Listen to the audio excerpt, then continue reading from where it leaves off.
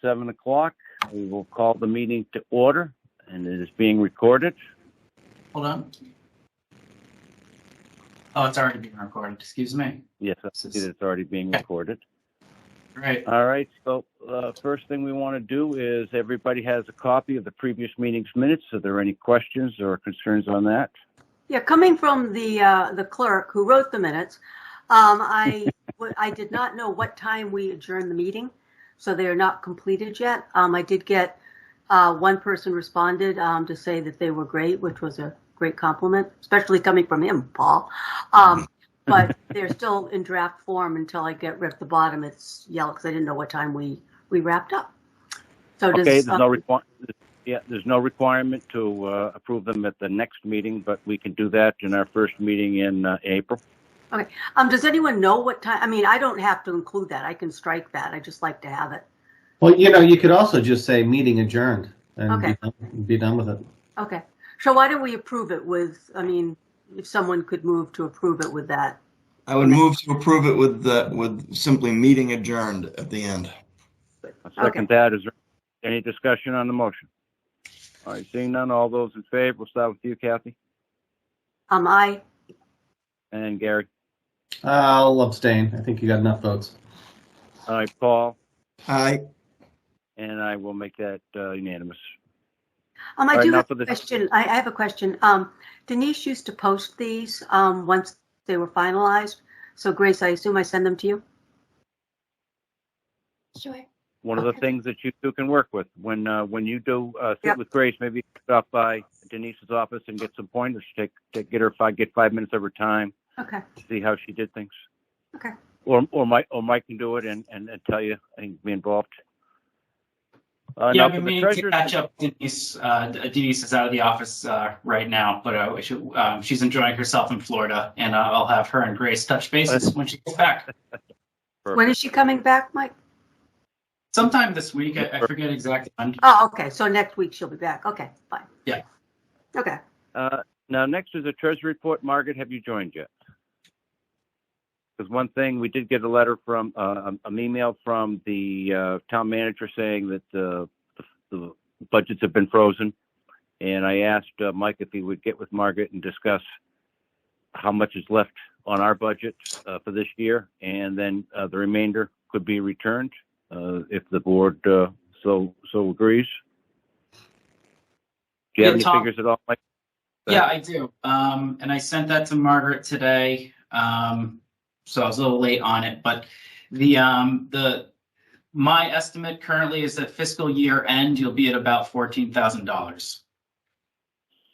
All right. Does anybody have any problems with returning that to or telling the town manager and that we have that available at June 30th or July 1st to get back to the town?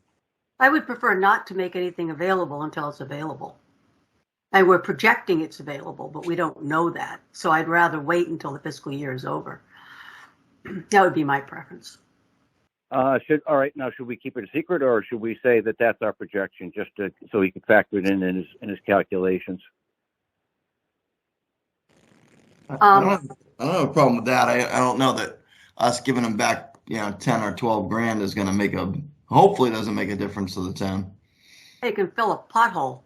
I agree, and he might even like surprises. So I agree. We'll keep that one to ourselves. Something may happen, we don't know. So okay. We give money back every year, right, Tom? We do.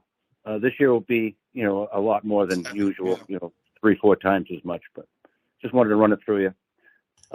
Now, Mike, go right ahead. We're going to introduce Grace after you're done. So go right ahead and give us your report. Oh, sure. Yeah, I was going to start with the fact that Grace started with us, but we can, Tom, I'll let you tackle that at the end. We did receive approval for the MBTA Communities Interim Compliance Action Plan that was submitted. I believe that was circulated to everybody, but if not, I have a copy of that. So what I had presented to the board before that got submitted to the state, and we did receive notice that was approved by the state, so we are in interim compliance with that law currently.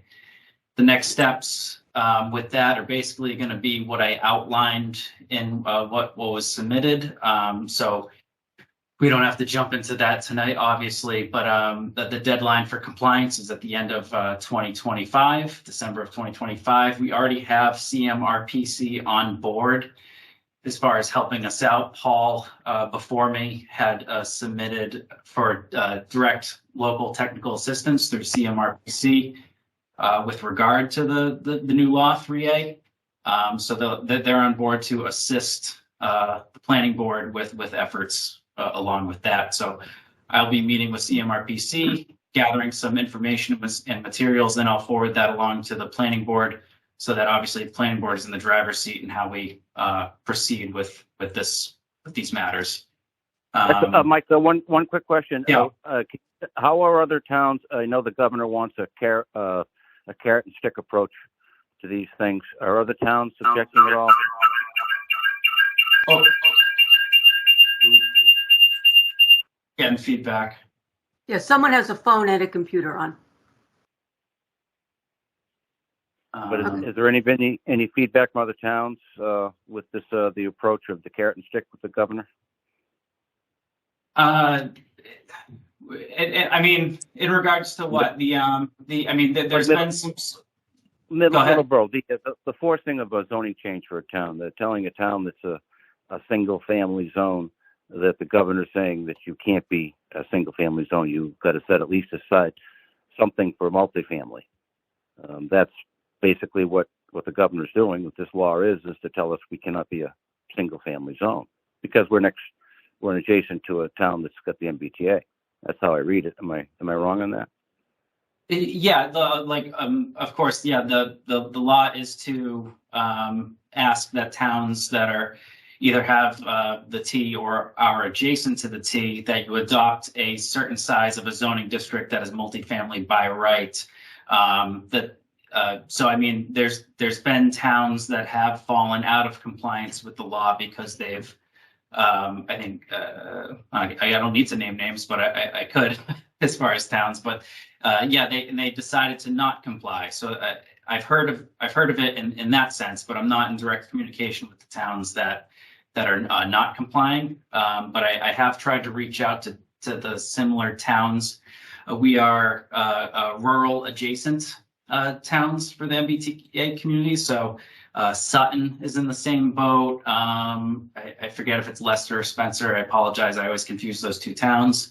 But I reached out to them as well, just to try and just get us planners in communication with those of us that are in the same bracket and how we're dealing with this. So I've been speaking with Sutton, Jennifer over in Sutton, just to see how they're approaching it.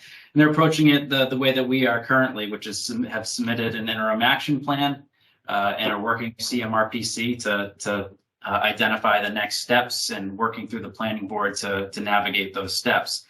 Obviously, the planning board, can pull together something and put it in front of town meeting when the time is right. That doesn't mean town meeting will approve anything.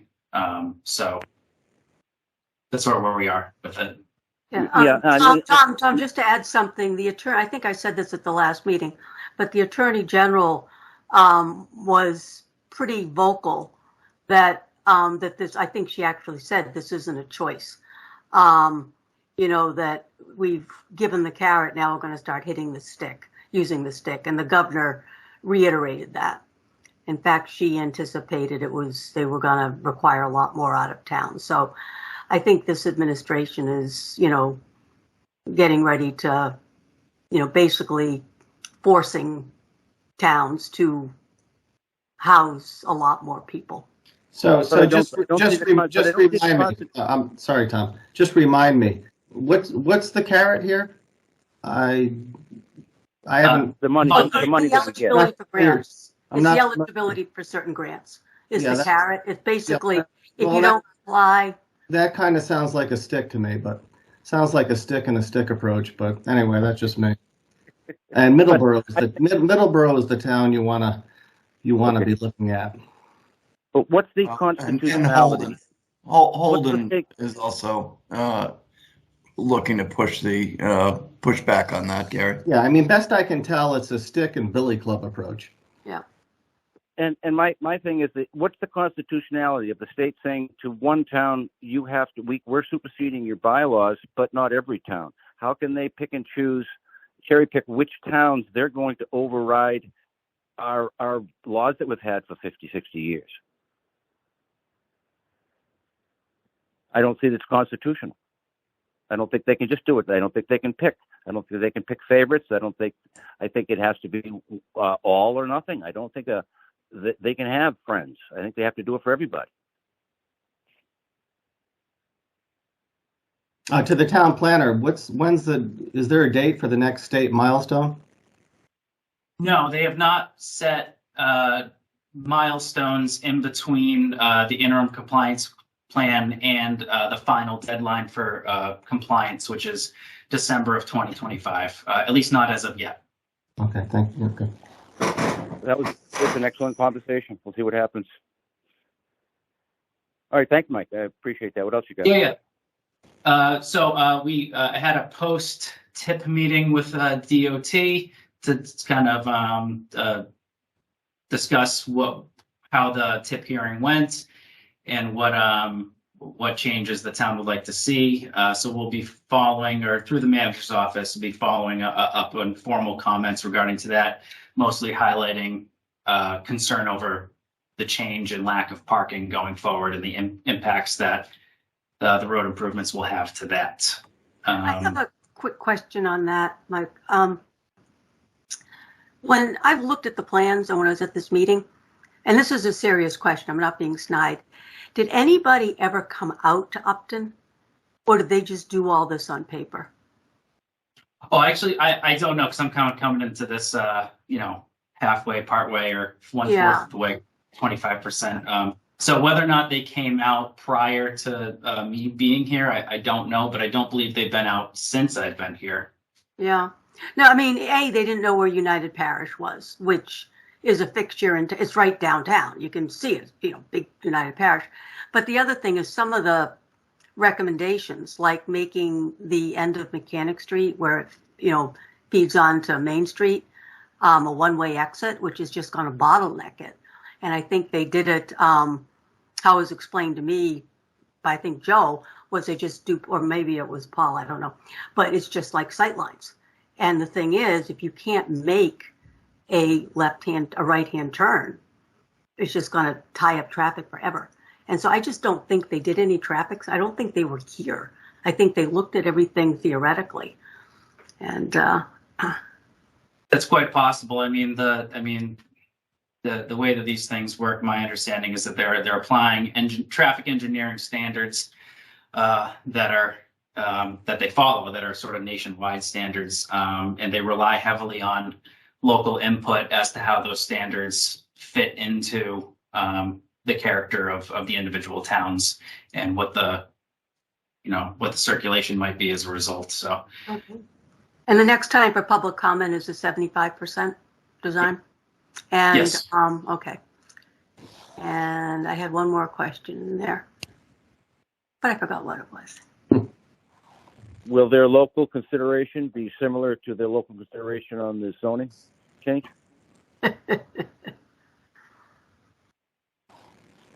I'm not sure what you mean by that. Local consideration, you mean changing it? No, I'm saying will they be as receptive to the town's needs as they seem to be with our multifamily zoning? They won't be. Probably slightly. My point is that I really don't trust the state, and I'd like to get more information from our selectmen as to what's going on. Planning boards doesn't seem to be on the memo list as to what they're doing. Kathy's got some great points.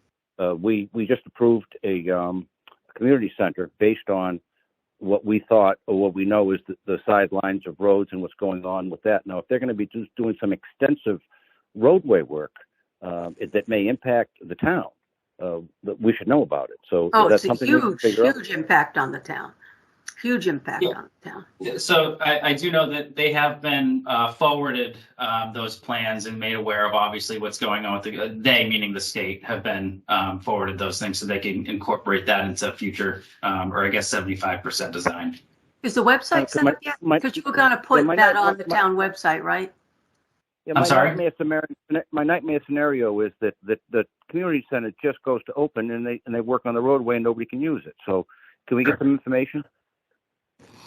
It's not going to go up that far, Tom. It stubs. The work is going to start, I think, closer to the center. Bill's shaking his head. And it's going to go clear up to William Street. No, it'll go past the community center. It is? Oh, that's Yeah. right, because it's going up. Okay. Okay. But Joe was talking about putting it on the town website, putting a designated page. Is that up yet? Let me look. There definitely was a landing page that was accessible through the DPW. So I know we had posted the meeting and the public hearing information there. And I believe the plans are posted there as well.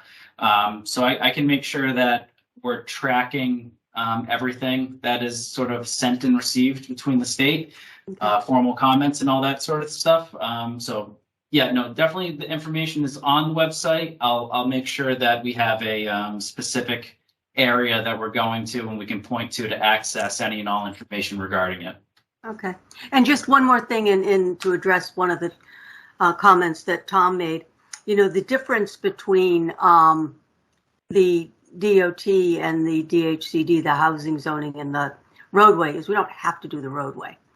Right. But DOT is putting a hell of a lot more money into this than DHCD would ever put into, you know, sewer projects. I mean, we've never gotten a grant from any of the grant sources that are currently being dangled in front of us. So, but DOT has you know, they're putting, I don't know, what is it, 80% or like Yeah, really, a lot of this.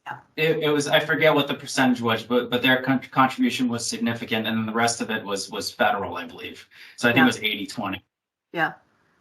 So if we didn't want any money to do this, and some work does have to be done. I mean, redoing that rotary is, you know, or that intersection right downtown is not a bad idea.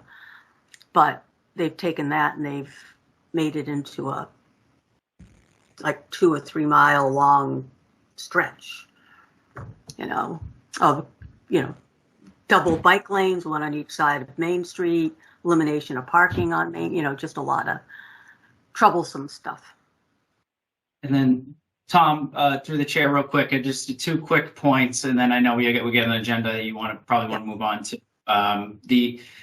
The facade program went live, so we reached out to businesses, and I've gotten some interest about the facade program, which businesses can get up to $10,000 to make facade and sign improvements, so that they can fill out applications. All that information is on the website, so business owners and business owners, property owners can access that information and contact me with questions. Then the other quick point I wanted to just throw out to everybody for your consideration is meeting materials. I was thinking about starting to post meeting materials on the website so you all have a central point to access all the information rather than getting piecemeal emails from me when things come in. I mean, well, I can still do that, but you'll also have a central point of access. So you can give me feedback now on that, or you can just email me later what you think. However you want to respond through the chair on that, and then I'll toss it back to the chair. Yeah, one thing. Yeah, thank you very much, Mike. That's great. Yeah, one thing I had asked Mike to do is there's some central repository for us that if we need to know, we can just access it quickly and go in, and appreciate that. So that is something that, you know, we're getting emails is nice, but it'd be nice just to log in, go into our website and pick our plan or stuff and get all the A&Rs and all of those things that are on the site. Yeah, or that would be fine. Or yeah, and I do like getting the emails as they come in, Mike. That's fine. But even if there was an email the day before the meeting that had everything attached to it in one spot, it would be easier than trying to collate them all. I mean, easier for me, not easier for you, but easier for me to not have to collate them all the day of. Honestly, that's totally fine. That's what I'm accustomed to, and that honestly helps me organize my brain ahead of the meeting. So I'm happy to do that. Okay, why don't we try that one for April? See how it works. And any bugs, we'll work them up. All right. Well, thank you very much. Nice, and welcome, Grace. You're seeing how we do things. Thank you. And to the rest of the board, I've asked Kathy if she would meet with Grace and go over the things that we do clerk-wise, and if they could possibly go over and meet with Denise when she comes back. And Grace, let us know, or let Mike, myself, or anybody know if you need anything. And welcome. Perfect. Thank you. Clerk-wise, Tom? What is clerk-wise? Clerk-wise would be having to take the minutes and then getting them posted on some type of a website where they are. That would be one of the things that sending out the letter. Well, maybe Mike's going to do it. Okay. No, I understand. I was just being sarcastic. And if I don't do it, then it's counter clerk-wise? Yes, it is. It's counter. I give that an A- right there. That was good stuff. All right, now if we could put up the first A&R, if that be possible, Mike. Oh yeah, no, hold on a second. Let me see if I can get that going.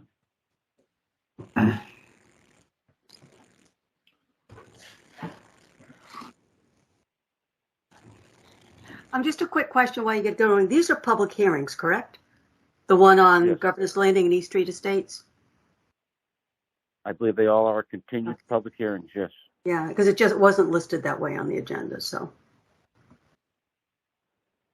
I'm going to treat them as an open public hearing that we're going to suspend and reopen, yes. Okay.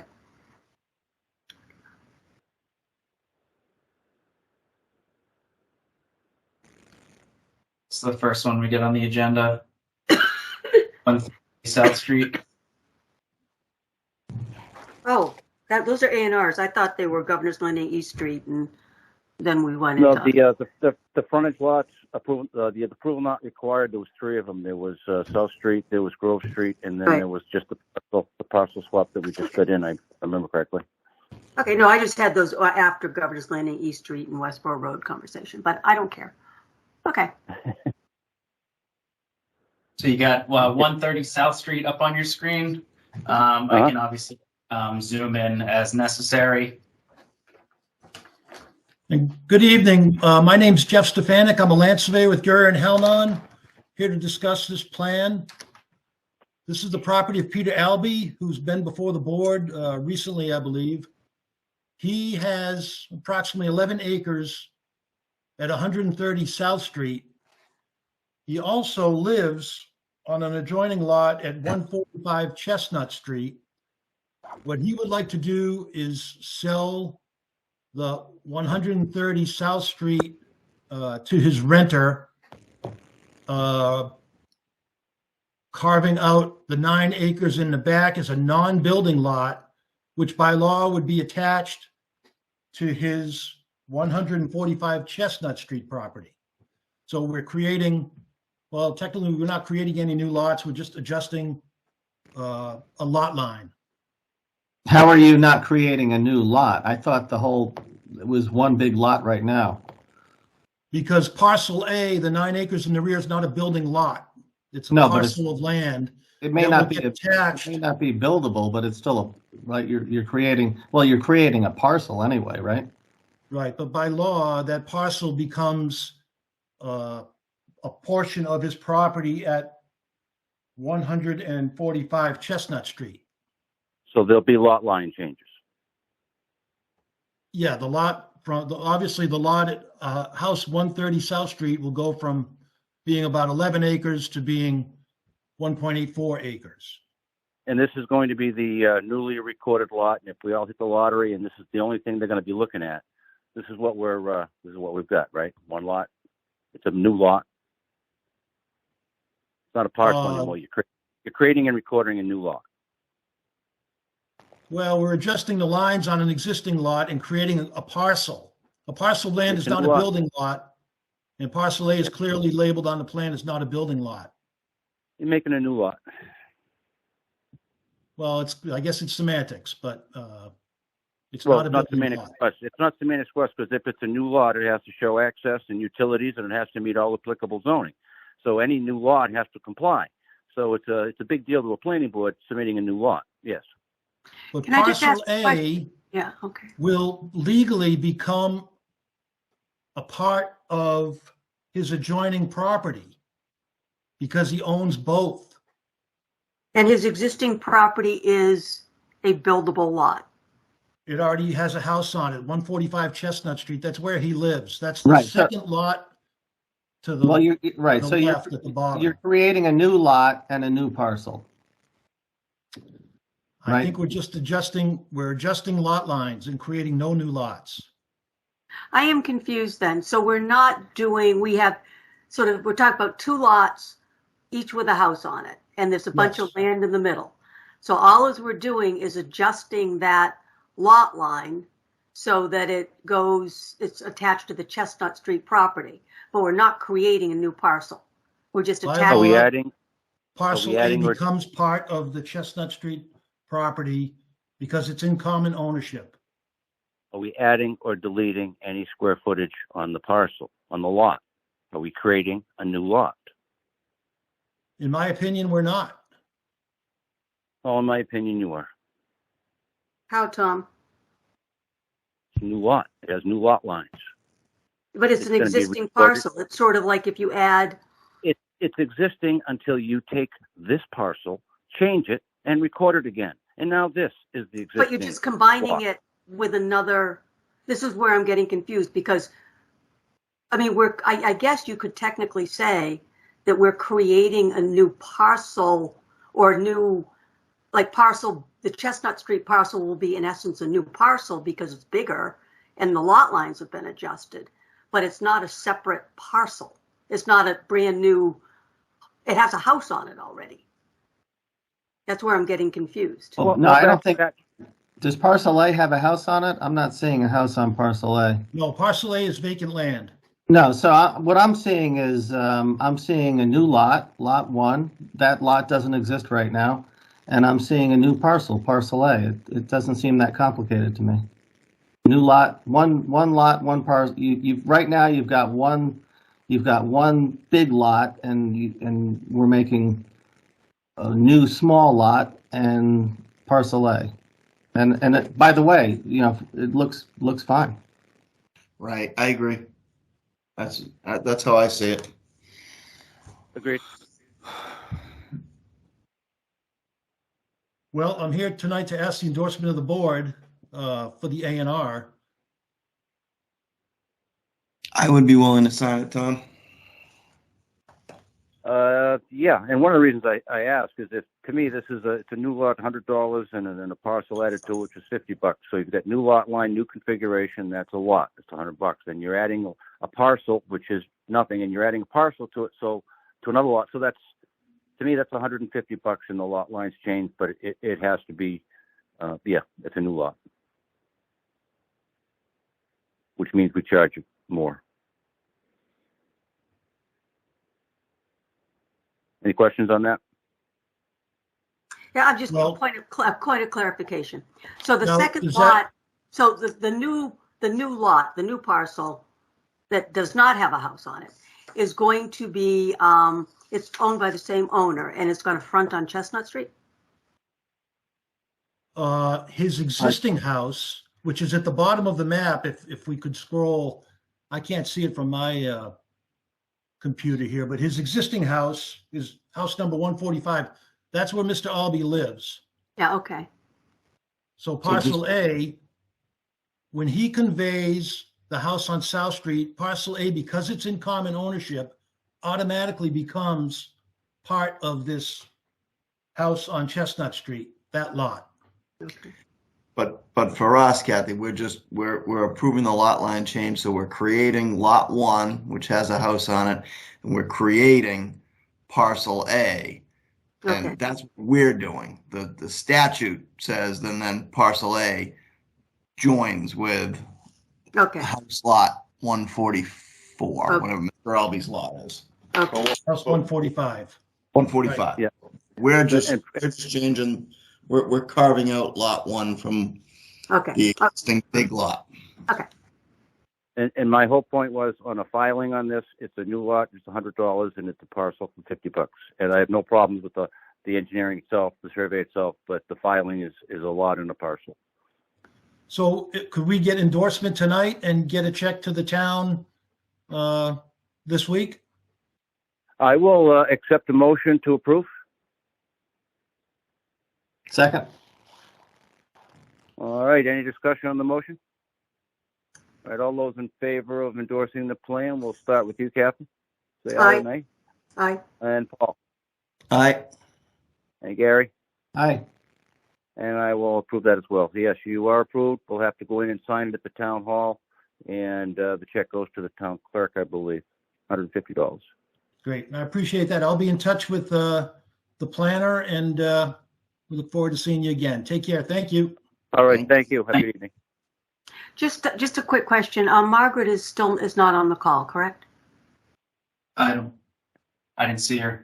Okay. I'll Yeah, there's be a able to- picture of her be able to biking be in the right now. snow somewhere, but I don't know. Okay. If she would have yelled at me by now, Kathy, I think. Okay. Yeah, people All right, yell at you just because. All right, what do you got next, Mike, for us? Yep. Frontage lot.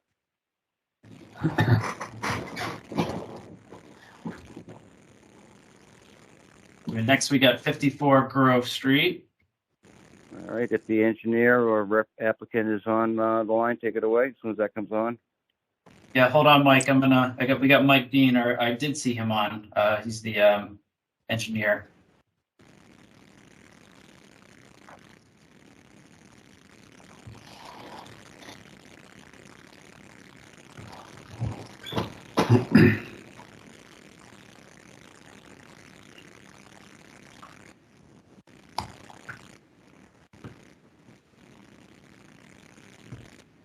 There it is.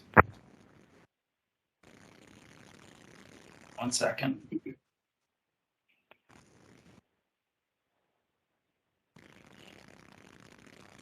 All right, that should be up there for you. Yep. Okay. Okay, thanks, Mike.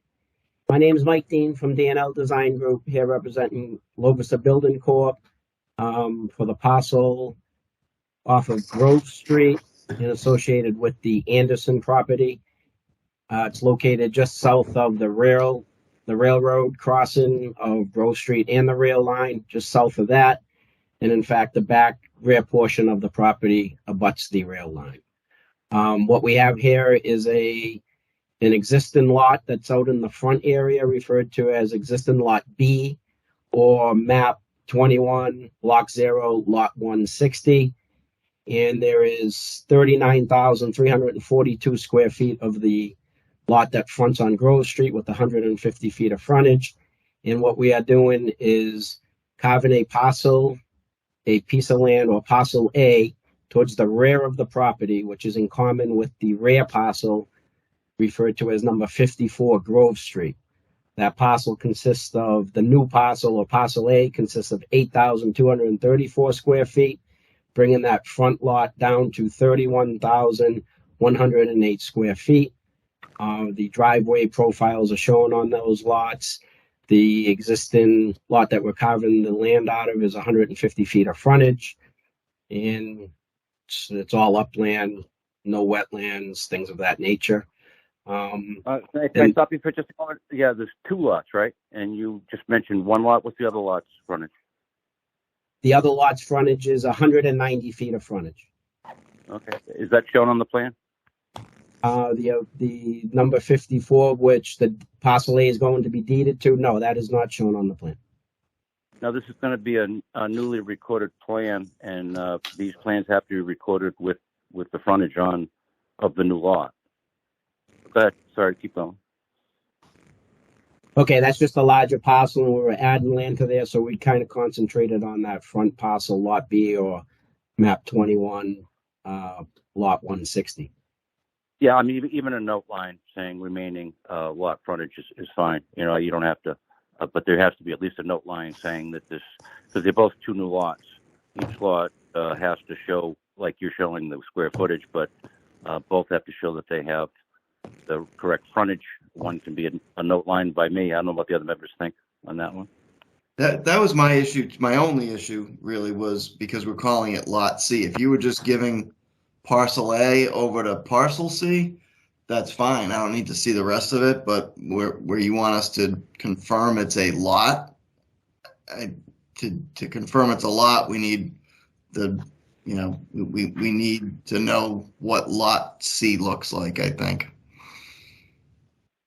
And if it has the 190 feet of frontage and you list the square footage and they're both within, both as listed, would anybody have a problem with that as opposed to zooming out and drawing the both lots as new? Yeah, the total square footage is showed for that new lot, the Lot C. And that's all we are, is conveying parcel A over, but if you need to see that frontage and you need to see more information on that rear parcel, that's fine. I guess we'll do that. But all we were is conveying. It looks fine other than that. Go ahead. Yeah, all we were was conveying that parcel A over to that 54 Grove Street. Yeah, and I agree. But we just did it. I remember looking at it, and it said each one was a new lot, and each new lot has to be shown to have the square footage and access and the like meet zoning. Yeah, the access.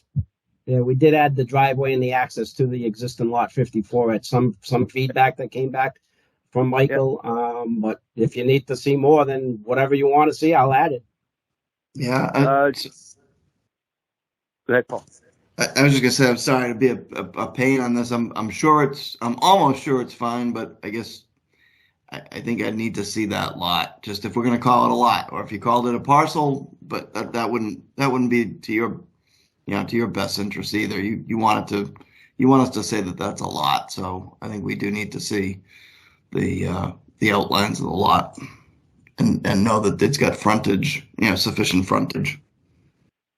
Yeah, I mean, it's an existing lot. We're just adding area to it, so it exists as it exists in the house. That's fine, though. I'll do whatever you want. There's a house on it, but if the house was built in 1700 and it's got 100 feet of frontage, and that was okay, but it's a pre-existing non-conforming,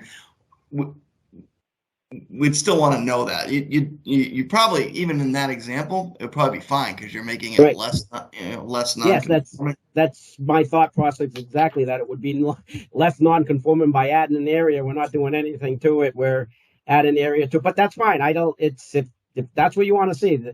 I'm sorry. 2 weeks. Yes. I don't want to sit. I agree. I'll put on whatever you want. I don't want to go back and forth. Like I said, it's a pre-existing non-conformity. You're adding land, making it a lot less conforming, but I don't. It's not. It's not worth it. The driveway is good. The square footage is good. If we could put the last dimension on there of the frontage of that other new lot, or we're calling them new lots, so we're going to treat them that way. That would be great. That's fine. The board meets every 2 weeks, or we meet second and fourth, so 2 weeks from tonight. Second. Yeah, in fact, you want to give it to us. Give it to us as soon as you can, so we can take a look at it, so we don't waste your time next meeting. Absolutely. All right. Thank you very much. All right. Thank you. Thanks for your time. All right. Our first public hearing is what? I think you have one more A&R. Okay. Oh, that's the parcel up in the hill. Yeah. That's the one we got the picture of. We didn't get the print, but we did get the picture of it. Yep. I'm bringing it up now. 129 South Street. Yeah. Is there the applicant or on board? Yes, Mr. Chairman. This is William Reinert. Welcome. Thank you. Talk us through it. Presently, my property abuts South Street. That's my frontage is on South Street. My house says I have a total parcel there with my property of 15 3/4 acres. What I'd like to do is I'm working with a neighbor on the back 9. It's back property with no buildings on it, and looking to sell that to my neighbor. And that would leave me with 6 3/4 acres on my parcel, and then that back property would be going to my neighbor. I did check that out. I didn't see any problems with it. Anybody else?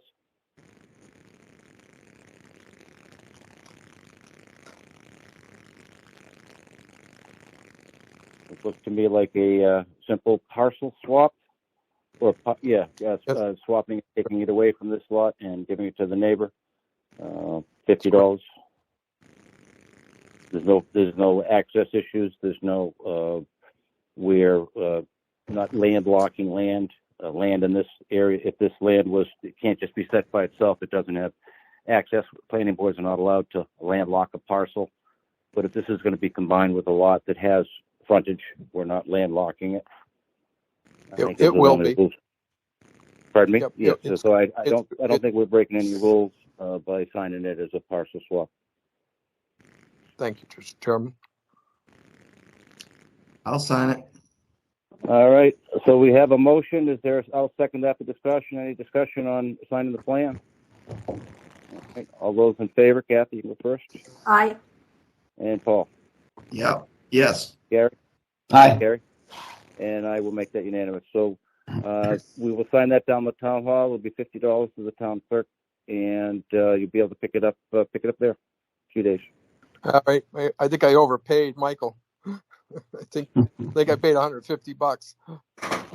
If it's if you're not creating a new lot, you're just moving a parcel. You're not creating any. It doesn't say on that plan you're creating a new lot at all, right? It just says you're moving a parcel. Big difference for us. You're recording this as a parcel swap.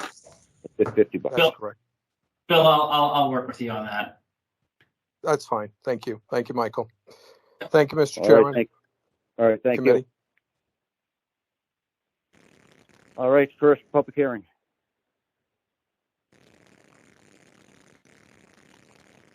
You know which one it is? It's Governor's Landing. You know. You have Jeff Roloffs on to represent Governor's Landing. Yes. Hold on a second, Jeff. Let me suspend the regularly scheduled meeting and open the public hearing, continued public hearing for Governor's Landing. Go right ahead, Jeff. Welcome. Great. Thank you. Good evening. It's been a while since we've been before the board. I think we were last in front of you in December, and at that point we had reviewed a sort of revised layout, revised primarily to avoid impacts to the sort of the top of the hill where there were some historic or stone features there that we'd been working with the Historic Commission on, and Bettina Washington and Kathy Taylor to identify and avoid. We were pleased with what we came in with. I think the reception by the board and the ZBA as well as the Concom were positive. The new submittal went out to peer review. Late December, DGT issued a peer review comment letter. It's taken us a little time to get through that and respond to it. They added, in addition to reviewing the townhouse and senior housing requirements, they went through the subdivision design standards. I think there's actually some question as to whether those apply to the roadways in the senior housing portion of it. But regardless, we responded to each of DGT's comments in a package that Sean submitted yesterday. So I'm just assuming nobody's had a chance to see that yet. You might not even know that we've submitted that. I can tell you that DGT's comments were pretty mild in terms of requiring any revisions to the configuration. It was primarily request for information and then just identifying a few subdivision design standards that the current layout doesn't fully comply with, and DGT didn't have any issue with those design sort of deviations, but just identify them as something that the board should make a determination on as to whether you're okay with it. So in Sean's letter, when you get a chance, you will see that Sean responds to each of those points, and then we request a determination or a waiver depending on the particular provision that applies there. I do think it's worth tonight just walking through a few of those. And then our hope is that you'll have a chance to review the materials before your meeting on the 11th. I'm not here at your next meeting on the 28th. So I think after tonight, we'll be requesting a continuance to April 11th. And between now and then, we'd ask you to really get into the materials, so that at that next meeting, you're in a position to say, we're okay with this deviation. We'll grant the waiver, or we'll make the determination, or whatever. So I'd like to just tee it up a little bit tonight with Sean running through some of these points to help you sort of understand it when you're reviewing the package in more detail. Before I turn it over to Sean, though, there was another comment in DGT's letters right on the first page of its letter, that it didn't do any review of this alternative utility run. So you'll remember everyone wants the sewer and water utilities to come up Milford Street. We are totally fine with that. We hope that happens. The town's working hard now, I think, on some design work there to support a grant application. So in the last round of the last grant cycle, the town got funds to do some design work on it. They did not get the funds to actually construct it. So they're now proceeding with the design effort. This June, they'll resubmit, they'll submit a new application for the grant needed to do the construction work. My client will be proposing to contribute to the construction activities. The hope, I think everyone's hope, is that the town will secure that grant and otherwise be in a position to run the utilities up Milford Street. And that would be great. However, for this process, because no one's going to know anything about that for another year or so, what we're hoping to do is to secure an approval that basically says you have to run the utilities, you have to connect to the utilities at Milford Street. But if the town doesn't secure the grants or doesn't get into a position of being able to commence construction of that project by some date certain, then the fallback would be you can proceed, the project is still approved, but you proceed with the alternative utility route. Obviously, the construction specs would then have to be finalized and reviewed by DPW, or however you want to tee that up. Going back to DGT's letter, they just noted that they hadn't been asked to review that alternative route. My client actually wants them to. We want to have, and the board at our last meeting, I think, said you'd be receptive to an approach like that. But you want to at least understand that that route's a feasible route. It's a viable route. So, well, Jeff, if I may interrupt you for a moment, sure. It makes perfect sense, because if the town doesn't get the grant and you feel that you have to go down Milford Street, the planning board should be ready to say yes or no because of the information that we're going to review. So I think we should, as soon as we can, get your approval, get your proposal, and have it reviewed. So if and when you want to do that, we've spent a lot of time and effort in this thing. It would be nice to be ready for that if it happens. Yeah, so I think we're on this. Yeah, and so I think we're on the same page. We actually have submitted pretty detailed plans related to that route. DGT may need some more details or have questions about those plans, and we're happy to work with them to get whatever additional information to them that they need. But right now, that we actually do, we have submitted plans related to the construction of that utility route. So if you're okay with it, we're asking you to authorize your consultant to go ahead and proceed with the review of that project to give you some assurance that it's a viable route. Basically, it doesn't necessarily have to be at the construction level, but at least for you to know that it's a viable route. And before I open up to the board, because the three components that I would like to review are number one, the town itself has to be prepared for this, and the neighborhood as well as the DGT. There's an engineering aspect to it. There's a town aspect of maintenance and the like, and there's also a neighborhood impact down at the bottom. So if those questions can get answered in the meantime, all hopes that you can go down Main Street, but it's nice to get those questions answered in the meantime. Right. So I think tonight I hear what you're saying, and we're happy to address those three categories of issues as part of this process right now. I think the DGT part of it's the most, at least in my mind, the most pressing to get started, just because it's going to take them some time to get into it. So we're hoping because yep. Yeah, because the neighbors are going to have those kind of questions. So I agree with you. DGT is the start, and when the questions come in, we'll have an engineering understanding of what's being proposed and the impacts. Any other board members want to jump in on this?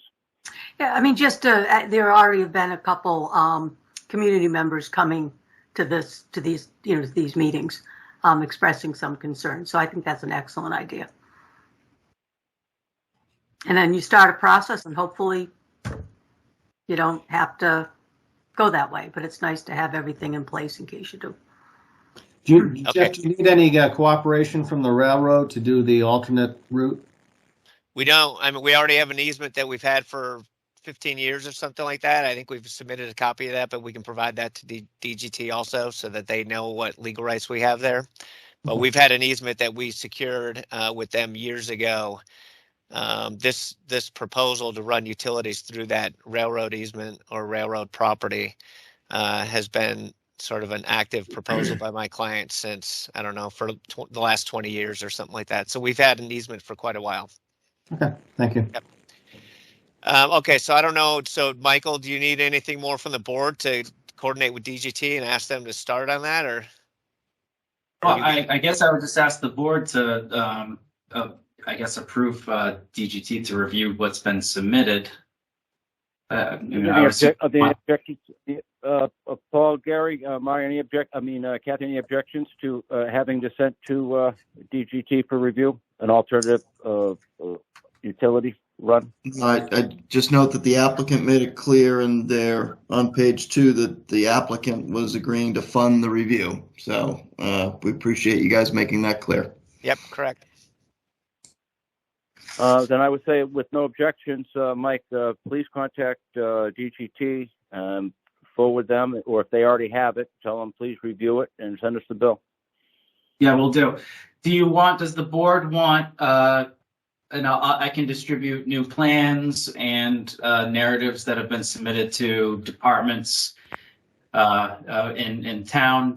Are there any comments you want from any particular department regarding updates and revisions? Please. Okay. Yeah, all that's information that we're going to need, and DGT would like to know what the town boards are saying as well. For sure. Please share if our DPW has any comments. It'd be nice to share them with DGT. That's what I was thinking. DPW. Okay.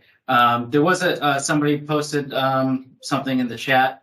Can you all see it? Would you like me to read it or anything?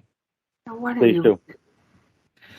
So from apologies, LB Chauvin said, what will be the financial impact of the utilities being run down Route 140 be on the current residents of Milford Street? Will the current residents be financially responsible to connect, or will the fees be waived? That's actually a question for the Board of Selectmen. They've been working on it. They've been asked this question, and I know they do know something about it, but that's not a question for the planning board.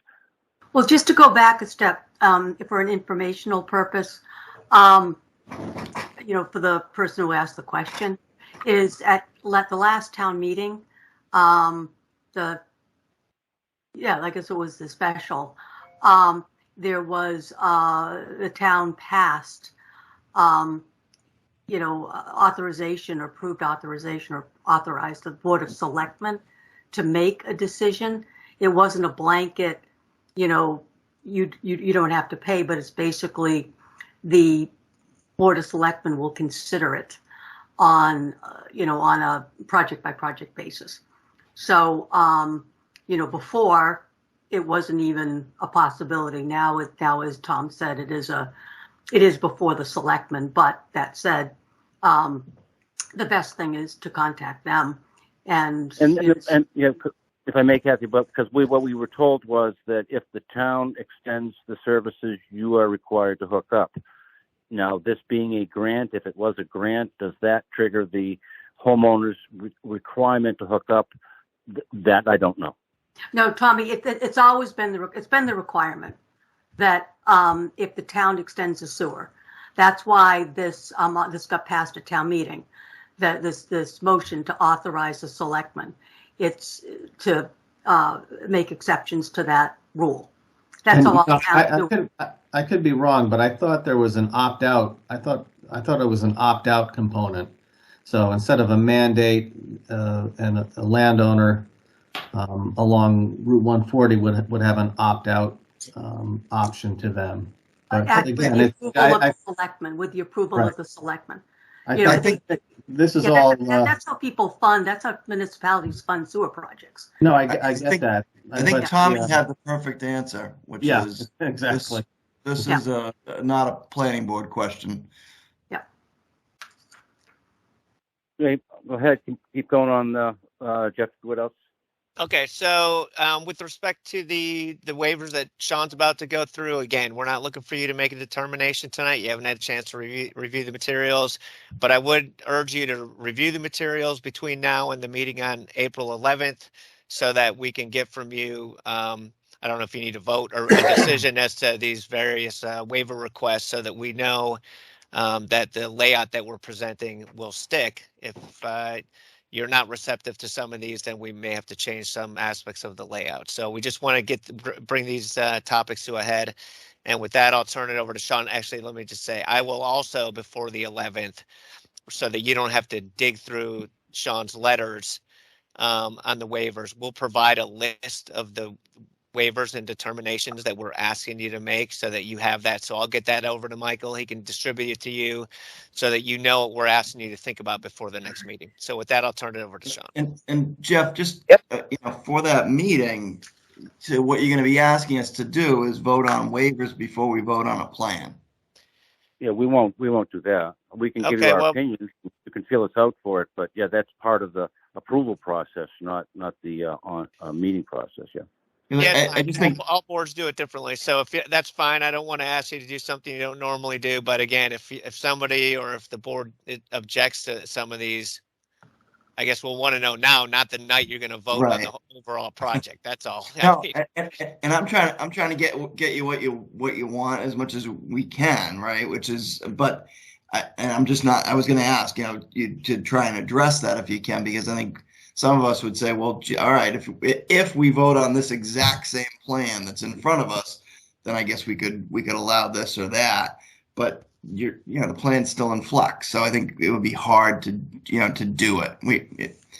So I think what we've been doing, and you've been really good at the process of moving us towards different decisions, even though we haven't fully made them, but we've told you, we like this plan, we don't like that. So I think it's fair to ask us to continue to do that.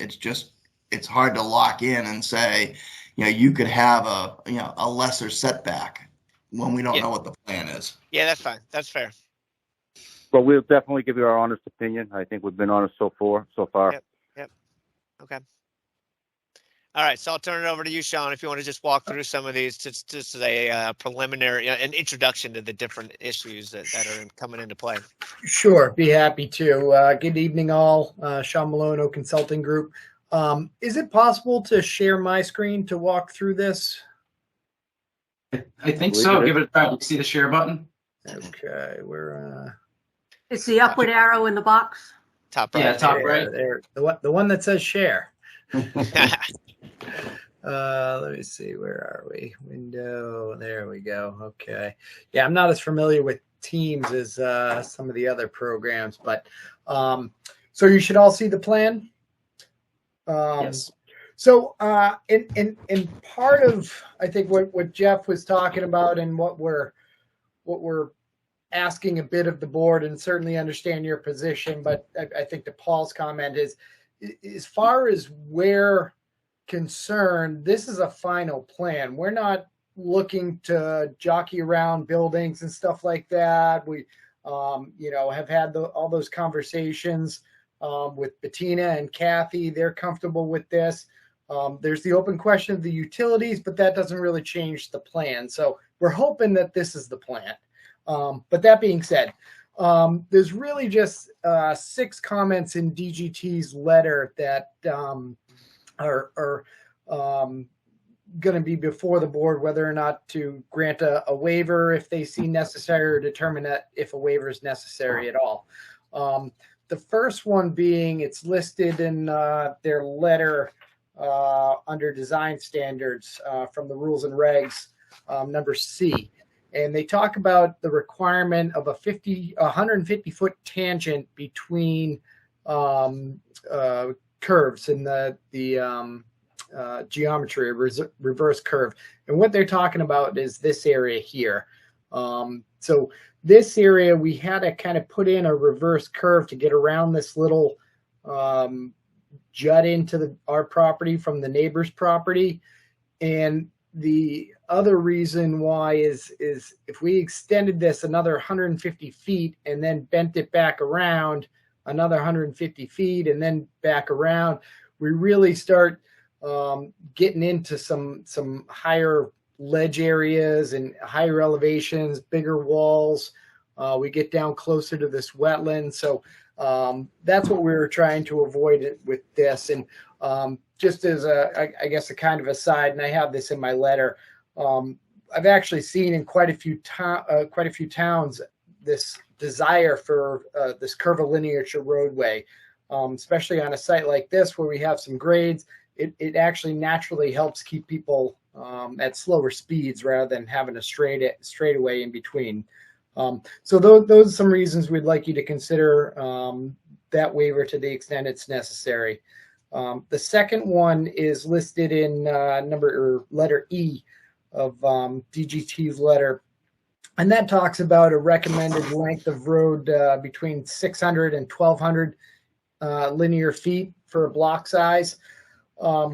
Obviously, there's a number of reasons why this site is not really suitable for that.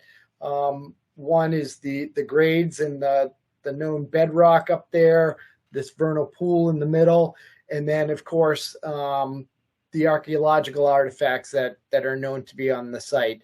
So that's how we arrived at this design that we've previously talked about. So we'd like you to consider making a determination that this is acceptable with regards to that block size. The next one is with respect to the cul-de-sac. Under your rules and regs, they limit the amount of lots to Where are we? Where are we in the letter? Oh, I'm sorry. We're on section 4A5 dead end streets, Thank you. letter A. Thank you. And if you have my letter, I don't know if you have it in front. It's page 7. I do. So they the rules and regs state that a cul-de-sac can only serve 6 lots. Obviously, we're just one lot here, and we have 14 units on this with 8 curb cuts. This is one of those areas that Jeff was referencing that has really been the same since 2-3 years ago when we first brought forward the full project design.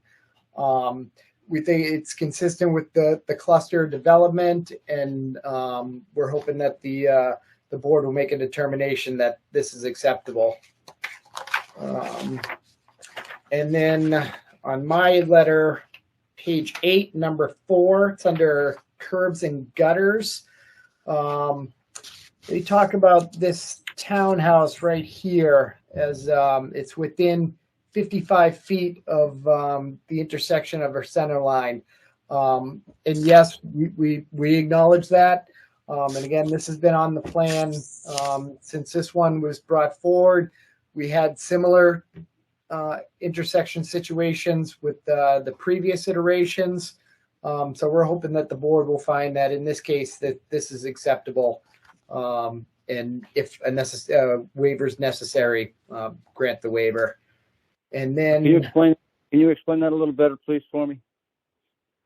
You keep saying that it was, it was on the second time you said that it's been on there for quite a while, but a lot of this stuff can change. So what is it we're talking about? We're talking about this unit here. I think they're referring to this unit A on Townhouse 7, how it's within 55 feet of the center line of an intersection. Now that's the isn't that the ZBA permit that you're going for? This is, yeah, help me out here, Jeff. This is only ZBA, but is this under any planning board review? I get confused Well, with it, to be this quite is honest. why, yeah. So this is one of the reasons I said I'm not even sure the subdivision. It's not clear to the extent to which the subdivision requirements apply. The townhouse development is a ZBA special permit.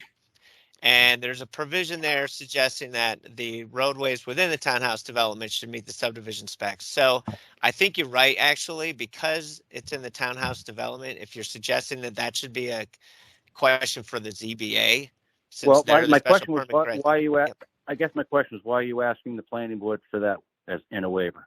Maybe we shouldn't be. Maybe we shouldn't be. I mean, I guess the one reason would be it's a subdivision design standard, and typically the planning board's the board that governs that. But this is not a subdivision.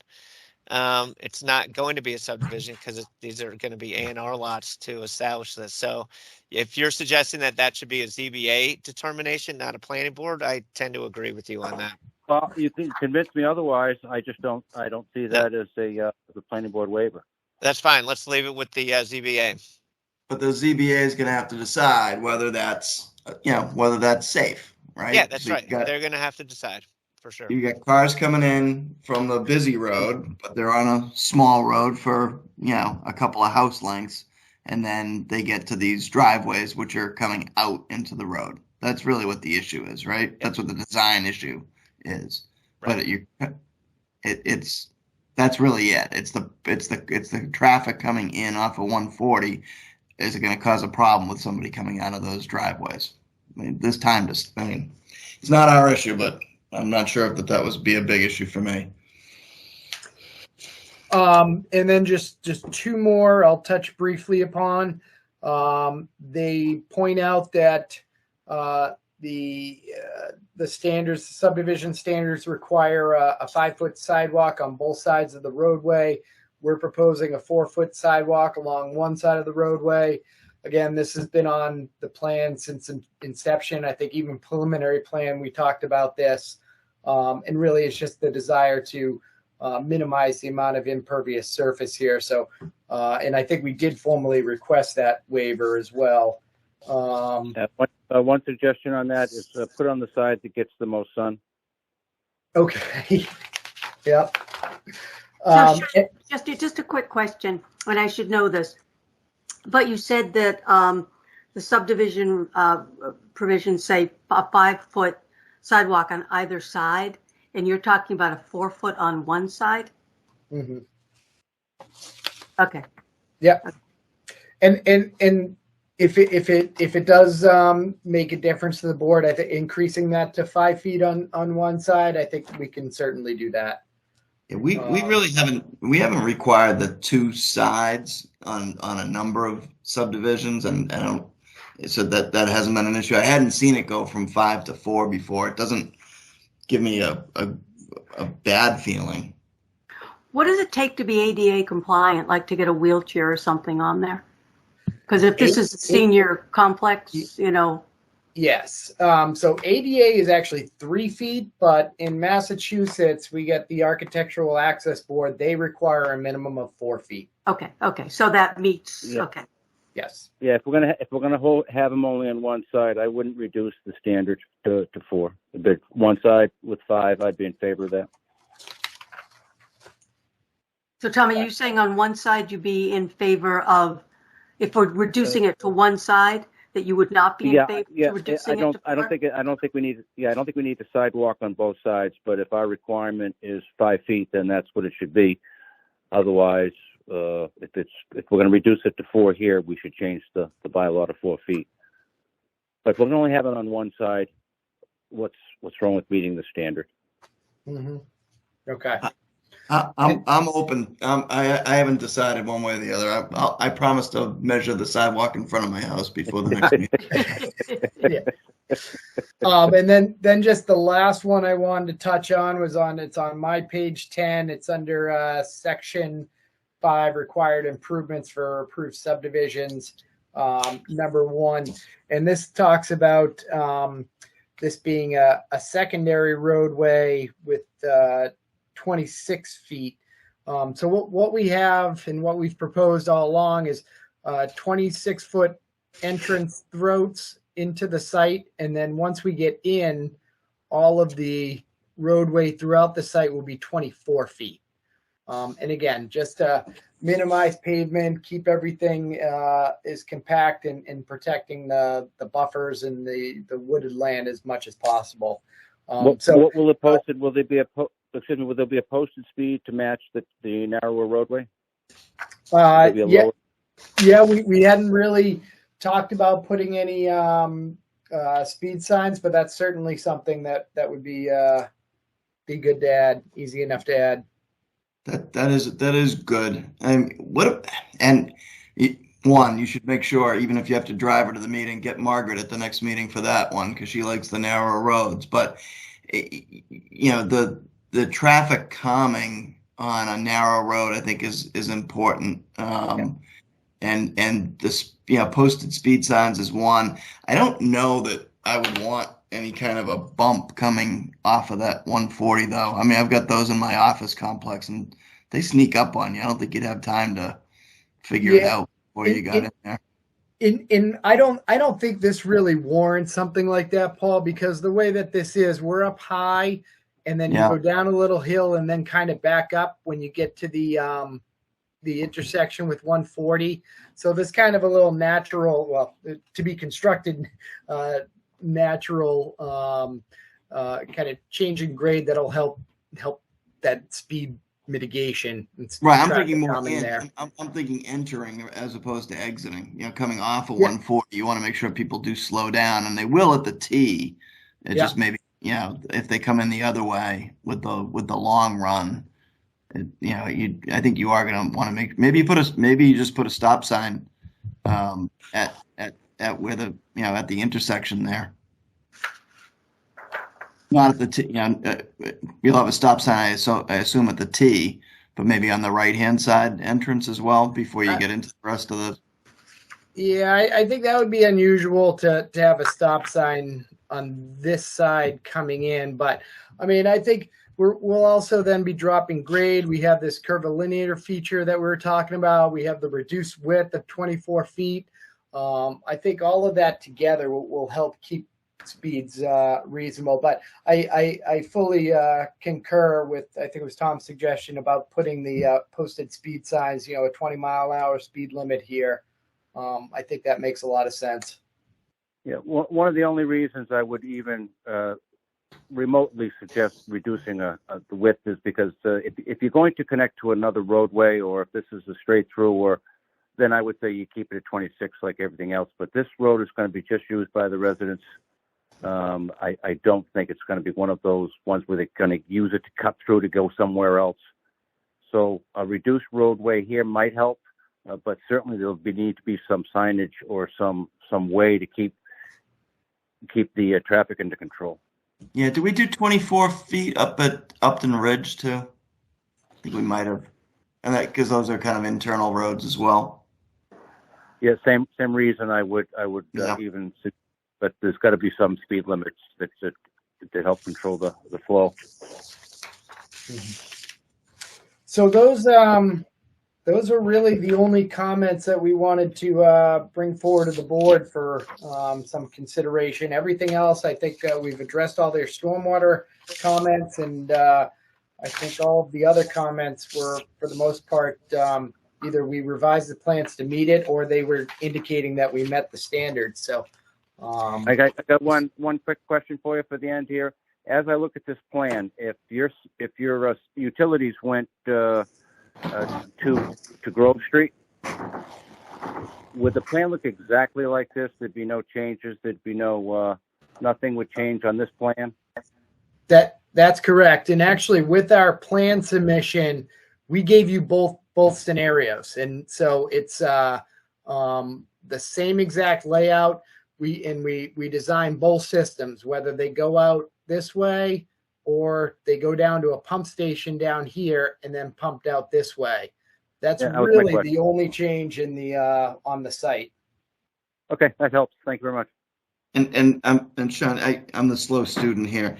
Just back to the block size. I mean, we're really just talking about a block. The reason that your block size is much larger is just is the design of, you know, this road itself, the big loop, right? And that there's Right. not that's all we're talking about. Yes. Yeah. Okay. All right. That's what I thought. Thank you. All right. Thank you all, Jeff. You want to take it? Yeah, thanks, Sean. So there are actually two other determinations that we're going to add to the list. We discussed them before. We addressed them in a letter dated August 31st, 2022. And at that point, we started tinkering with the layout, so we never circled back around to get determinations on those. So I'll include those in the list, but what they relate to is that northern access drive coming in close to the neighbor's property. So it comes in at an angle through the 100-foot buffer zone required for the senior housing. So Sean, in his December submittal to you, included some figures that zoom into that area to show you the details of it. And then if you go back to the August 31st letter that we submitted, it explains the issue and our position on the issue. So you'll just want to make a note to go back to that August 31st letter. Just keep in mind that that was with the old configuration. So you then have to go to Sean's more recent submittal to see the updated presentation plans associated with that driveway coming through the buffer zone. Yeah, can you maybe send an email to Michael in advance of the next one and attach what you want us to look at in advance? Yep, I'll include that again. And it sounds to me like there's other boards involved. It sounds like conservation is going to be involved as well. I don't know who else. Can we get their opinions, and DPW, who's ever in this particular decision stream? Well, for this buffer, I'm not talking about the wetland buffer zone. It's a buffer required only for the senior housing development. So it's strictly a planning board issue. And see the lined area there that goes around the senior housing development? That's a 100-foot preserve buffer as required for all senior housing developments. You're allowed to bring your access drives through the buffer, obviously. So one of our arguments is that we're not sure it even applies to this because it's really the access road only that's within the 100 feet of the adjacent property. But the DGT just questioned it. They basically said, they just pointed out that driveway comes in at an angle through the 100-foot buffer.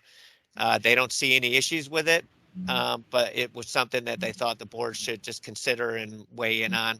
And so we presented it to you last summer, and then we addressed it more fully in that August 31st letter, which I'll resend you when I send you the list of determinations that we're looking for. I don't think it's an issue. I mean, that area next door it's a wooded area of land, sort of set into our property the way it juts in there, and it's on the other side of a big wetland area. There are grade changes there. I just don't think it's going to be an issue, but it's something we want you to review before the next meeting, and I'll tee that up for you again so you have it. Oh, I guess my question on that, Jeff, is the buffer's already disturbed. I mean, there isn't 100 feet. Even if you weren't there, you still wouldn't have the 100 feet, correct? I mean, it's currently it's a wooded area. I mean, the land where that road is coming through is wooded, and the adjacent property is also wooded. It's just a large wooded area. It's on a steep slope, but we're proposing to bring a roadway through it.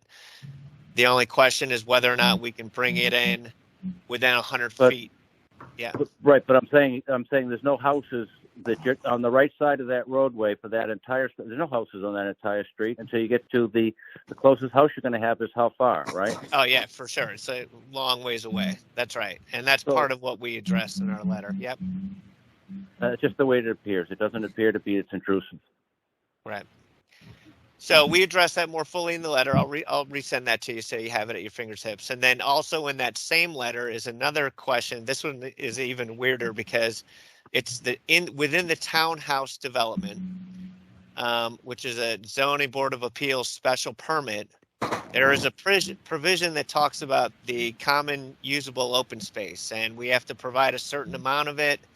And there's a paragraph there that basically puts it on the planning board to confirm that the common usable open space is appropriate for the purposes that the zoning bylaw is looking for us to set aside those areas. So it's kind of a weird posture that it comes back to the planning board. But we do address this issue in that August 31st letter as well. We introduced the requirement. We explain our position on it. We talked about it before, but it was months ago. So I think when you go back and review that letter, it'll refresh your memory as to the conversations we had there. But I'll add that to the list of, determinations or issues that the board's going to need to weigh in on. And I'll also, again, I'll send you another copy. Final question on that is the work that you've done with the town on the identifying the sites there. Yep. Doesn't that change your ability to set aside land that everybody can just walk through and enjoy? It does. It might, to some extent, be a consideration as to whether or not the homeowners association is going to put new trails in or something like that. But these are massive areas that are going to be open to the public, and I don't think that the Historic Commission or Bettina Washington or Kathy has asked us to, at least not yet anyways, to do anything to protect those areas beyond just protecting the land around them. And these trails that you see here on this plan are already existing trails. Like, people are already walking through this property and biking through it, apparently.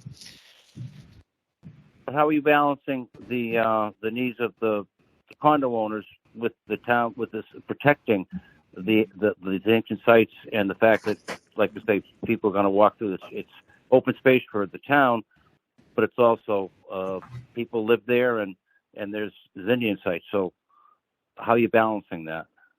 Well, we're balancing it by the way we're showing it here. I mean, the best way to protect those areas is to preserve the woods that surround them. And that's why we've minimized the clearing and the land disturbance, right? That's how you're going to impact those cultural resources. So by protecting the green spaces, basically, we're protecting the resources that are most significant. The residents also are on a different, sort of with the grade changes here, the community is going to feel like its own space. It's not going to be, the way this works, and maybe Sean, you can describe it better. So you have a hill right in the center here, and it comes down, and then you're going to have walls or,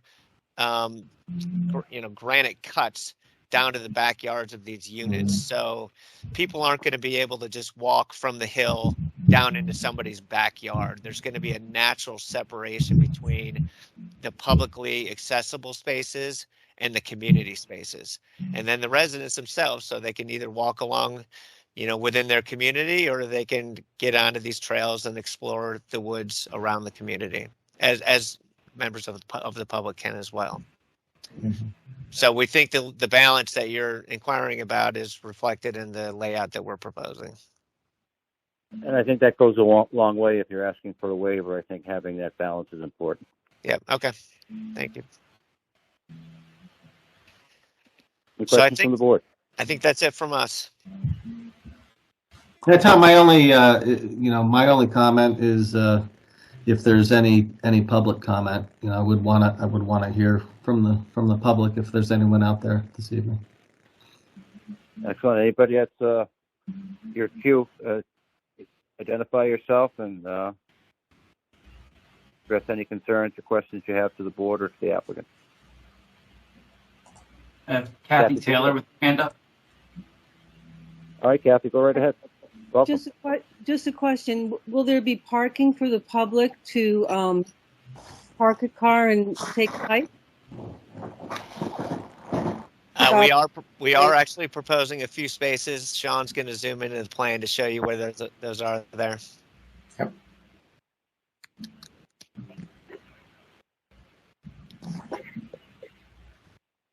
Which I think are probably going to be safer than the sort of pullovers that people are using currently. Yeah. Or crossing the train tracks. Right.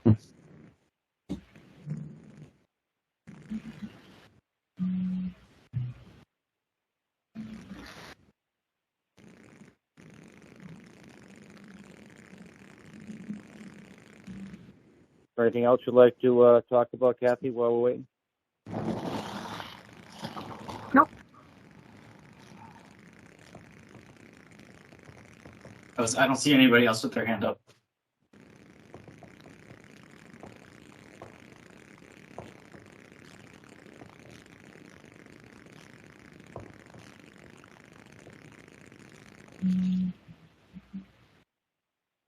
Are we waiting to put up a screen?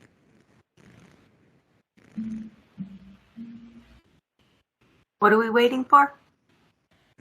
I think you're muted, Jeff. Sorry, the applicant's team is all set. We have nothing else to present tonight, so I think you're back to the board. But wasn't? Oh yeah, Kathy's question was on the parking. That's excellent. All right. Sorry, I'm sorry, did I miss it? Is there a, can you like come off of 140 and park and go take a walk? Sorry, Kathy, I might have been muted when I was speaking. Sean was zooming into the parking spaces there. And Sean, can you zoom back into those spaces? Or just point to them? I mean, can you have a, oh. Yeah, right there. So there are visitor parking spaces there that we're providing for people to pull in and park and walk the trails. Thank you. Thought it got quiet there all of a sudden.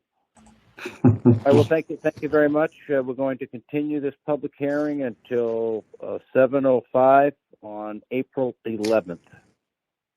There are no objections. All right, thank you very much.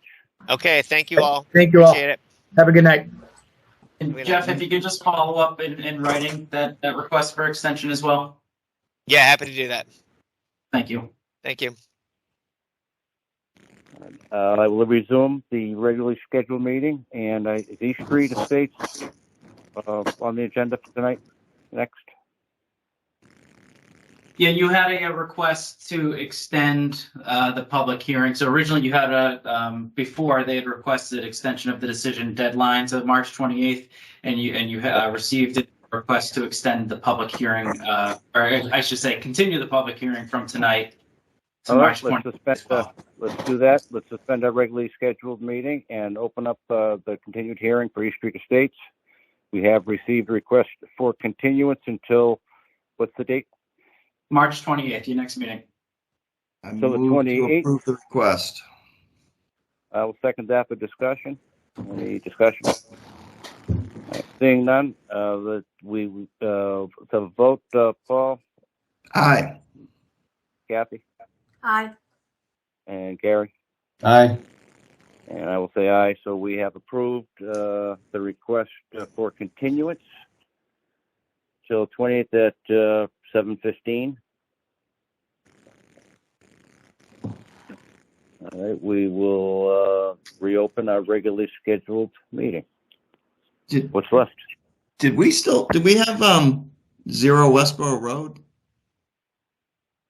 They requested to be put on your next agenda as well. Okay. So I reached out to them today, obviously saying, hey, we're going to be remote because town hall's closed, and they immediately responded with, let's just go with the next agenda. So that wasn't an application, that's just a discussion item anyway, so. Yep. Now, is there anybody on the phone or anybody, any other members have any comments before we adjourn? Just a quick question. East Street Estate, it's continued. What is the date? Till 7:15? March 28th. It's 7:15. Okay. I do have a question on that. So that's when the shot clock is wrapped, is terminates, correct? I mean, do we need to extend that? Because aren't we supposed to have I logged out for a minute here by accident. So, don't we have to do two things? One is extend the shot clock. We don't have to do it yet, but they should be ready on the 28th. If they haven't fixed their retaining wall, and they should be ready to extend the shot clock, or they're going to get a vote. Okay, well, what does that mean for residents? Because didn't we want to make sure that residents were able to, because there have been a lot of. Right. They were going to notify the residents before before they get everything set. But I don't think the residents are being involved yet because they haven't got anybody to check their stone wall. So that's correct. Okay. Okay. Okay. Well, maybe we should. Maybe Mike, why don't you if you could reach out to the applicant and tell them that we need an extension on the time. Oh on the yeah, shot absolutely. clock. So they had extended again. Originally, they extended the shot clock to March 28th, and obviously tonight they requested the consent to the public hearing to March as well. So yeah, you will likely need an extension of the decision deadline beyond the 28th. So I will reach out to them and express that as well as remind them of their I guess a promise to notify abutters ahead of the next meeting. Ahead of the the important meeting, right? When they're ready to go. Yeah, more when we're closer to voting. Yes. Yeah. Are they reasonably assured? I mean, certain. Is there any? Because this just keeps getting pushed and pushed and pushed. Do they think they are close to resolution on this, or? My conversation with Kevin Demers sounded like they're pretty close. Okay. So I think March 28th might be I don't want to speak for them, but that might be just an update to you, the board, as to everything that they've worked on, and possibly get the I guess a vote at a meeting after that. Okay. But it sounded like they were close from my discussions with Kevin Demers, because they needed to get an engineer to, I guess, sign off on their calculations for the retaining wall. Right, and they've had problems getting someone to say that the soil underneath that wall is safe. It's not going to collapse, and that That's right. But I thought they've been having these problems for a while, and they haven't been able to get them resolved. That's why I'm just trying to figure out reasonably, because they have to have a meeting that involves the public, and that should be the meeting before the shot clock. But if this is just going to be the decision making decision to an extension of the decision making window. But if this meeting on the 28th is just going to be an update, then I don't think that that's a meeting, and nothing's been finalized, then I don't think we're going to have a vote at the next meeting. I think the next meeting will be the presentation to the public. So, no, I'm not sure. I think the next meeting, my hope or expectation would be on March 28th. They would come back and say, hi, we're back, and we're ready to notify the public, and so we can tell you about our great plan. Okay. At the next meeting after March 20th. Okay. And then, okay. And then we've got a chance to notify. Yeah. Okay. Yeah. That's kind of what I was, yeah. I can relate that. Great. Okay. That sounds good to me. What else we got? So you had Dave Brooks has got his hand up or something like that. With respect, I have two comments. Hi. Talking about East Street, when you have a public meeting, I hope Rockwood Meadows will be considered an abutter, and if so, you can either send the notice to the board or to me, because they'll probably delegate me. But I'd appreciate that if you consider us across the street as an abutter for the public hearing. David, have you been approached have you been contacted as an abutter on the other public hearings that they held during this lengthy process? Well, I don't know, because the contacting method sometimes comes to the management company. They tend to not forward things. So an informal approach to either me or to the board will also be appreciated. Now, have you the way they get this is through the Board of Assessors. Have you tried contacting the Board of Assessors and notifying them that when there's either conservation or planning board, any kind of, that they send that public notice to you at that particular address or location? I don't know. I'll take that action. Got it. If you could, it may work. I'm not sure, but I think we simply ask the applicant to go to the Board of Assessors and get the latest abutters list. And if you could update it with them, that may help. Will do. Thank you. Actually, Mike, if you can just ask, I think they know David Brooks' contact information. So I'll make note of Rockwood Meadows explicitly to Kevin Demers. And if David, if you want to email the assessor and just copy me on that request, we'll see what we can do going forward. Thank you. Thank you. while I have the microphone, did I hear you say you want to move to an adjournment? You're passing over the zoning articles discussion? You'll have to repeat that. You just said something about an adjournment. Does that mean you're passing over the discussion of zoning articles, which is on the Yeah, I agenda? mean, we did have that as the last thing on the agenda, planning board discussion or action items, zoning Thank you very articles much. submitted to town meeting. Let's open that for discussion. Do we have public hearings set for both of those? The It 11th? is not. It's not been advertised yet, but that's that we had identified April 11th as being the public hearing for both of those. So that's what that'll be. David Good. did That's write it. a letter to, that was circulated to the planning board regarding the 5G bylaw, small cell technology. So did you want to discuss? I'm sorry, Tom, it's your meeting. Go right ahead. You have expertise on this. You should be sharing it with us. Are you talking to Catherine or to me? I have no expertise on it, so he's better be talking to you. Yeah, as you No, remember, it's been a year since I presented to you about 5G regulations. It landed in Paul's lap. He was unable to do anything about it. I've sent some draft regulations to Michael. So that's a general update. But with this specific article, as I said in my note to you, I believe if passed, it would put the planning board in danger of violating federal law.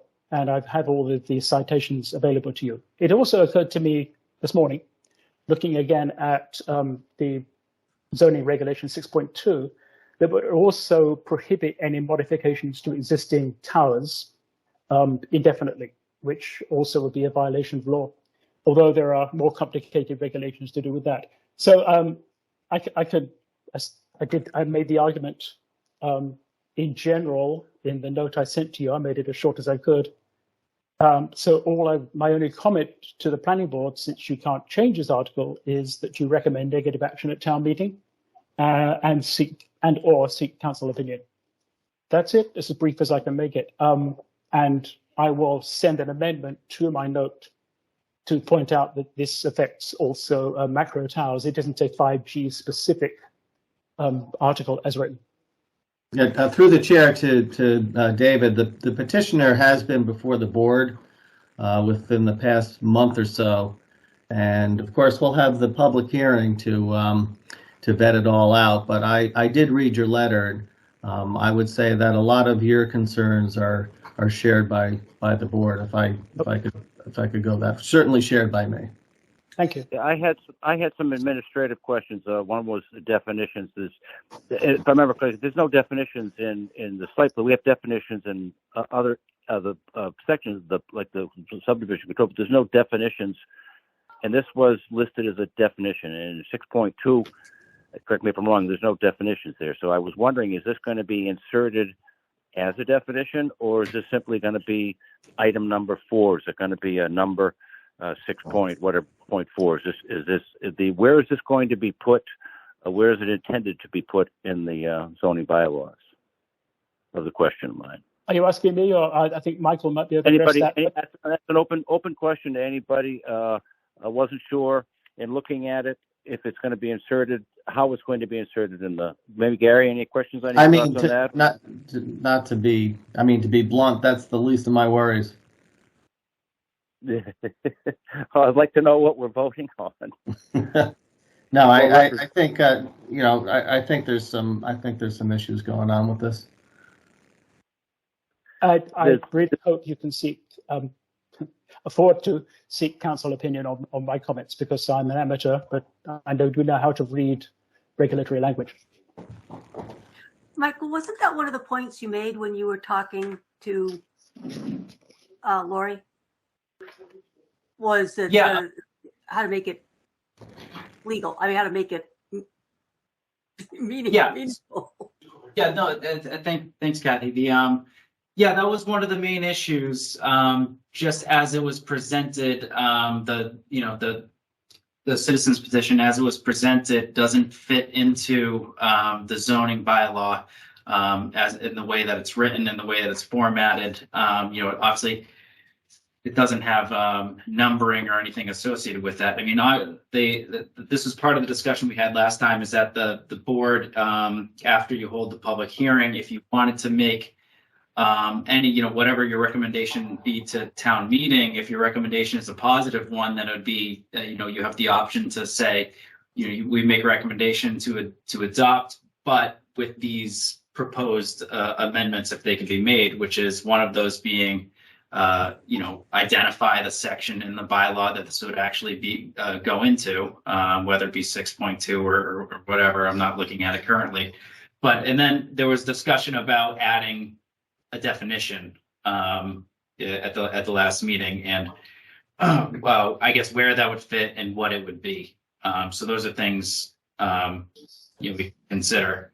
But yeah, that was one of those things that Joe and myself had identified to Lori as potentially being fatal if it were just to be presented to town meeting the way that it's written currently.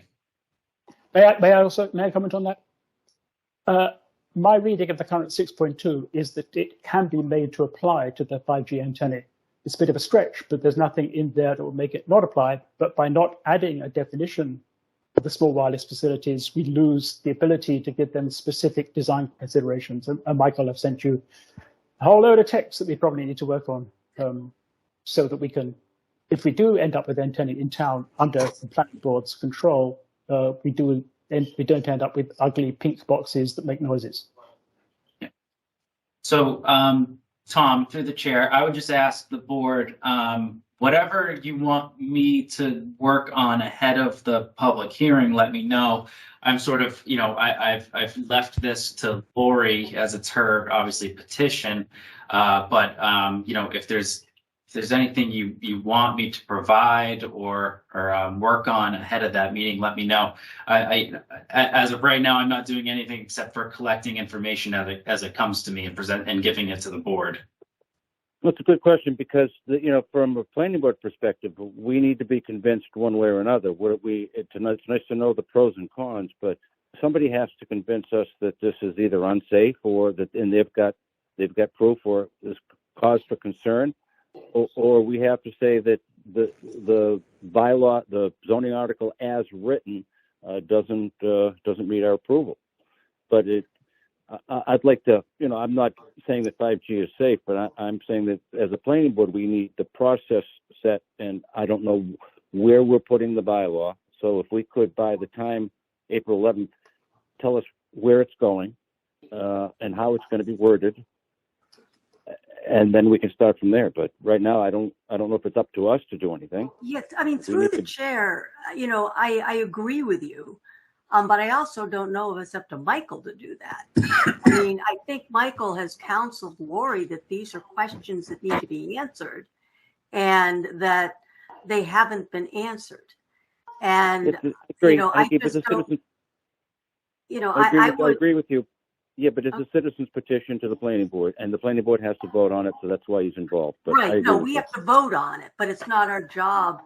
We have a lot of other things that we need to take action on, and I don't think it's our job to make it so that it fits into the zoning. To the zoning. And I don't know if it's up to Joe to come up to tweak the language. I mean, not Joe. Oh, Joe or Mike, to tweak the language so that it does, so that it's actually something that can be acted on. I agree. The article expert. I agree. The article experts are the selectmen. They're going to be the ones that know how to present the article and how they got the town council. They're going to know how it fits into whether it's okay in our bylaws. That's so we do have to rely on them for that. Mr. Chairman, a couple of comments. I sent essentially the same memo to the selectmen earlier, so they have it in front of them as well. And also, it should be clear from what I said that my memo takes no position on the safety or otherwise of 5G or millimeter wave or Class C communications. I'm just addressing the sheer legality of the wording. And the other thing, I would like to raise too is that and this, I think is something that, it might be more appropriate to discuss at the public hearing. But, the whole foundation of this is that, there's claims of, risk to public health. And, but our Board of Health, which that, that's their job, has not weighed in on this.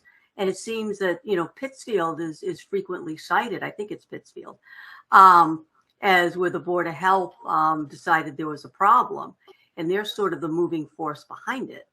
So to me, that's almost like, there's a concept that has come before the planning board to try to, I mean, who else, it's come to us because we have to have the public hearing, but there's no there. There's been no public health review. There's been, it's sort of been dumped on our laps. And we, thanks to Michael. Michael's been talking to her, been coaching her, been, making suggestions. But, we got these claims that there's a health risk to 5G, May I, through the chairman? The article makes no such claims either. It's pretty procedural in that it's expecting the FCC to complete their review. The FCC's review may end up in no action. Meanwhile, Chapter 47, Bigfoot's everything, which says current law is that you cannot take into account any environmental considerations so long as the current FCC limits are met. We can hope for that they may change the regulations, in which case we change our designs. But right now, they are what they are. They are what they are. Yeah. And the FCC, if what they're doing, if I'm looking at this, they're looking to add a step to the process where if this isn't done, then the planning board has the right to deny. Number one, I don't know if we would have that. I don't know if that step could ever be taken. Isn't it a lawsuit against a regulating authority that would have to be decided before the planning board could vote on a project? I don't know if that makes a lot of sense.